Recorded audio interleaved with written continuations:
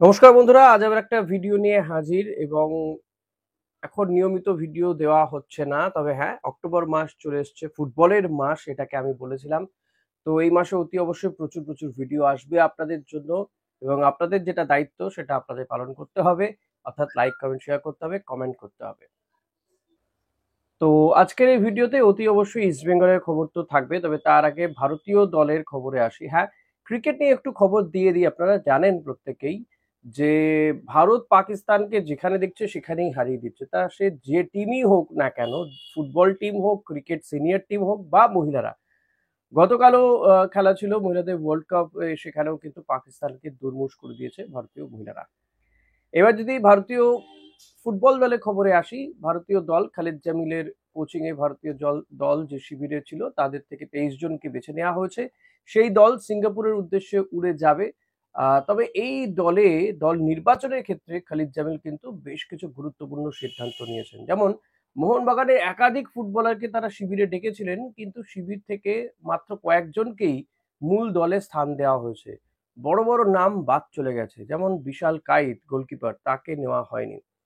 খালিদ জামিল তিনি খুব ভালো বলছেন যে এই এএফসি এশিয়ান কাপের কোয়ালিফাইং রাউন্ডের ম্যাচগুলোতে ভারতকে প্রত্যেকটা ম্যাচই এখন যা পরিস্থিতি তাতে জিততে হবে, কিন্তু ভারতের এক্ষেত্রে করণীয় কি, যে প্রত্যেকটা ম্যাচ ধরে ধরে এগোনো।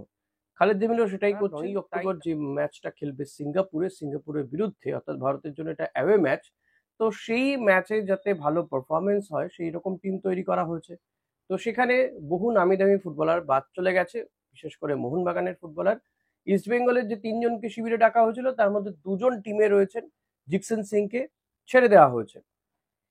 নাওরেব মহেশ, আনোয়ার আলী তারা থাকছেন টিমে 23 জনের দলে। এই 23 জনের দলে আন্ডার 23 যে টিমটা খেলছিল এফসি এশিয়ান কাপের আন্ডার 23 কোয়ালিফাইং রাউন্ডে ম্যাচ, সেই টিমের বেশ কয়েকজন এই টিমে স্থান পেয়েছেন। এছাড়াও গোলকিপার গুরমিত সিং রয়েছে, এরা রয়েছে, অমরিন্দর রয়েছে, সুনীল ছেত্রী প্রত্যাশিত মতোই তিনি এই শিবিরে ডাক পেয়েছিলেন, তাকে টিমে রাখা হয়েছে। রহিম আলী তিনি রয়েছে, ফারুক চৌধুরী ফরওয়ার্ড হিসেবে রয়েছে, এছাড়াও লিস্টন কুলাসো তাকে রাখা হয়েছে। মাঝমাঠে সাহাল আব্দুল সামাদকে ইনক্লুড করা হয়েছে। বাকি মোটামুটি ভারত যে কাফা নেশনস কাপ খেলেছে অলমোস্ট সেই টিমই রেখে দেওয়া হয়েছে। হ্যাঁ, ব্রেন্ডনকে নেওয়া হয়েছে এই টিমে।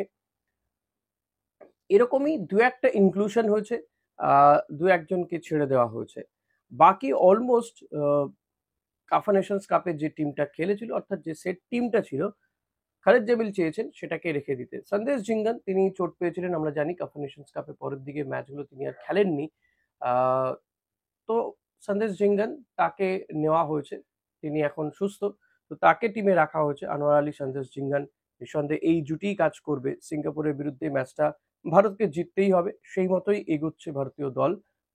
এবং যাতে জেতা যায় এই ম্যাচটাকে, সেভাবেই দেখছেন খালিদ জামিল। এরপরে আহ 14ই অক্টোবর ঘরের মাঠে খেলা রয়েছে ভারতের, সেখানেও কিন্তু বেশ কিছু ইনক্লুশন হবেন। যেমন ঋত্বিক তিওয়ারি গোলকিপার হিসেবে তাকে স্ট্যান্ড বাই রাখা হয়েছে, তিনি থাকতে পারেন। প্লাস হচ্ছে আন্ডার 23 টিমের বেশ কয়েকজন প্লেয়ার তারাও কিন্তু ওই টিমে স্থান পেতে পারেন, এরকম ভাবেই ভাবা হচ্ছে। অনেকেই মনে করছেন খালিদ জামিলের এই যে টিম নির্বাচন, যেভাবে তিনি দল নির্বাচন করছেন সেটা যথেষ্ট যুক্তিপূর্ণ এবং ঠিকঠাকই আছে বলে মনে করছেন। সঠিক ব্যক্তির হাতেই দায়িত্ব গিয়েছে এই এতদিন পরে, সেটা অনেকেই মনে করছেন। কারণ যেখানে যেমন প্লেয়ারের প্রয়োজন রয়েছে, খালিদ জামিল তেমনই প্লেয়ার নিচ্ছেন। তবুও আমি একটা দুটো জায়গায় বলবো অতি অবশ্যই যে এই টিমটাতে অন্তত শিবিরে অ্যাটলিস্ট ডিমান্ড ছিল ডেভিড, জেসিন টিকে এবং পিভি বিষ্ণু, এই প্লেয়ারগুলোকে অন্তত যদি শিবিরেও দেখা যেত তাহলেও মনে হয় ভালো হতো। কারণ স্ট্রাইকারের অভাব রয়েছে, তো সেই জায়গা থেকে জেসিন, ডেভিড এদেরকে যদি দেখে নেওয়া যেত, আহ, আমার মনে হয় সেটা খালিদ জামিলের কাছে আর একটা বাড়তি পাওনা হলেও হতে পারতো, আর একজন স্ট্যান্ড বাই স্ট্রাইকার হিসেবে তিনি রাখতে পারতেন। কারণ আমাদের মাথায় রাখতে হবে যে সুনীল ছেত্রী আর কতদিন কতদিন আমরা তার উপরে ভরসা করব। তো সেই জায়গাতেই আমার বক্তব্য যে খালিদ জামিল এদেরকে দেখতে পারতেন। বাকি টিম নিয়ে আমার সাচ কিছু বলার নেই। এবার যদি ইস্ট বেঙ্গলের খবরের দিকে আসি, ইস্ট বেঙ্গল কিন্তু আইএফএ শিল্ডে পূর্ণ শক্তির দল নিয়েই তারা নামবে। তো প্লেয়াররা ঠিক কোন কন্ডিশনে রয়েছে, প্র্যাকটিস তো করে চলেছে অনেকদিন ধরে, কোন কন্ডিশনে রয়েছে সেটা জানতেই অস্কার ব্রুজো কি করেছিলেন, রিজার্ভ টিম অর্থাৎ যেই টিমটা কলকাতা লিগ খেলেছে তাদের সাথে সিনিয়র টিমের একটা প্র্যাকটিস ম্যাচ করালেন। এবং এই প্র্যাকটিস ম্যাচটা অসম্ভব ভালো একটা প্রস্তুতিও দিল টিমকে, কারণ রিজার্ভ টিমটা যথেষ্ট ভালো খেলেছে। তারা সিএফএল চ্যাম্পিয়ন হলো, একবার নয় পরপর দুবার সিএফএল চ্যাম্পিয়ন হলো, এবং রিজার্ভ টিমের অলমোস্ট প্লেয়াররা সেমই রয়েছে দু একজন ছাড়া। সিনিয়র টিমের দু একজনকে ওই টিমে দিয়ে দেওয়া হয়েছিল। এদিকে প্রভসুকান গিল তিনি খেলেননি, চোট রয়েছে তার। সৌভিক চক্রবর্তীরও চোট রয়েছে, তবু তাকে খেলানো হয়েছে, কিছুক্ষণ তিনি খেলেছেন। দেবজিৎ মজুমদার একদিকে গোলকিপার ছিলেন, অপরদিকে ছিলেন গৌরব।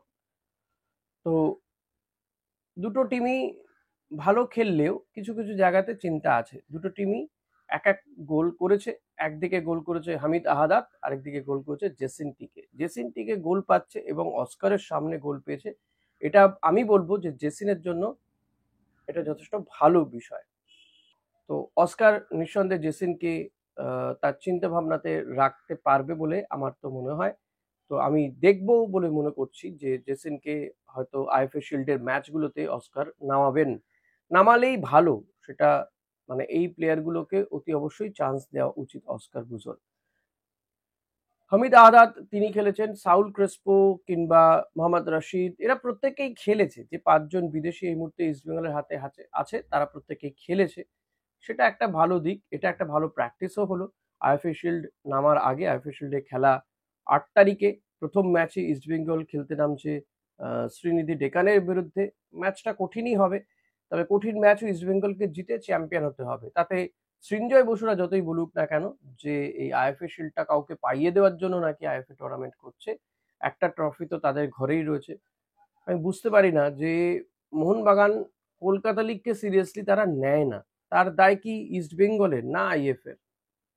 আইএফএর কিছু ভূমিকা নিয়ে সত্যি সমালোচনা করার জায়গা রয়েছে যে আইএফএ শিল্ড করছে, এত দেরি করে কেন অ্যানাউন্সমেন্ট হবে, কেন কখন খেলা হবে সেই টাইমিং দিয়ে তারা ফিক্সচার তৈরি করতে পারলো না, কোন মাঠে খেলা হবে সেই টাইমিং দিয়ে ফিক্সচার তৈরি করতে পারলো না। এগুলো তাদের ব্যর্থতা। আরো অনেক আগে থেকে তৈরি করা যেতে পারতো, আরো ভালো টিম কয়েকজনকে নিয়ে আসা যেতে পারতো, বিদেশি টিমকে আনা যেতে পারতো, কিন্তু ভাববোই যখন এত দেরি করে ভাববো কেন? তো এবার আইএফএ শিল্ডে মোহনবাগানও সিনিয়র টিম নিয়ে খেলার সুযোগ পাবে। এমনটা নয় যে এখানে ইস্টবেঙ্গলে শুধু খেলছে, মোহনবাগান খেলছে না। তো সৃঞ্জয় বসুদের এই ধরনের কথাবার্তা কখনোই সমর্থনযোগ্য নয়।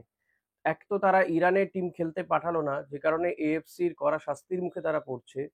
আহ, উল্টে তারা নিজেদের নামে মানে নিজেদের বদনাম ঘোচাতে মানে সাফাই দিচ্ছে বিভিন্নভাবে, এবং এই বিষয়টাকে আইএফএ শিল্ড পাইয়ে দেওয়ার জন্য নানান রকম মন্তব্য করছে যে আইএফএ কাউকে পাইয়ে দিচ্ছে আইএফএ শিল্ড।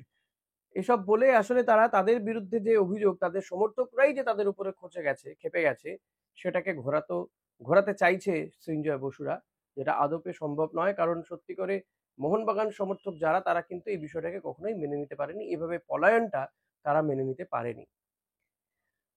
তো এটাই হলো বিষয়। এখন দেখা যাক কি হয়। আইএফএ শিল্ডের ম্যাচ হবে এবং সেই ম্যাচে ইস্টবেঙ্গল দুটো ম্যাচে কেমন পারফরমেন্স করে, ফাইনালে তারা যেতে পারে কিনা। ফাইনালে ডার্বি হলে যুবভারতীতেই খেলা হবে, এটা মোটামুটি ভাবে নিশ্চিত ধরে নেওয়া যেতে পারে।